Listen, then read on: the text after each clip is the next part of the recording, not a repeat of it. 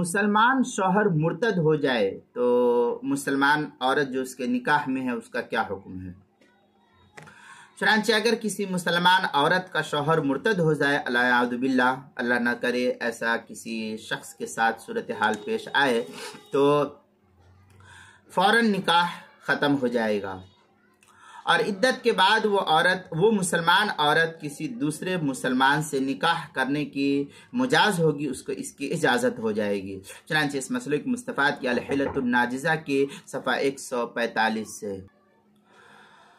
یہ مسئلہ مستفاد کیا ہے۔ الحیلۃ الناجزہ جو جدید چھپا ہوا نسخہ ہے امارت شریعہ ہند کا، اس کے صفحہ 145 سے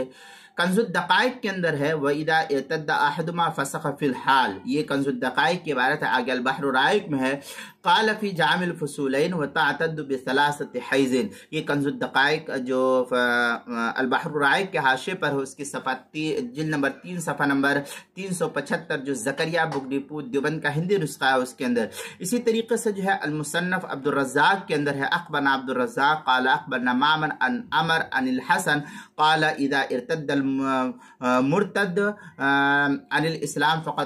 فقد انقطع ما بینہ وبین امرأة، یہ المصنف عبد الرزاق کی عبارت ہے، مصنف عبد الرزاق جلد نمبر 6 صفحہ نمبر 82، حدیث نمبر 10,076 یعنی 10,076 ہے، جو مجلس علمی کا چھپا ہوا نسخہ ہے۔ کتاب المسائل 5ویں جلد صفحہ 319 اور 320 پر بھی اس کو نقل کیا گیا، وہاں بھی دیکھ سکتے ہیں۔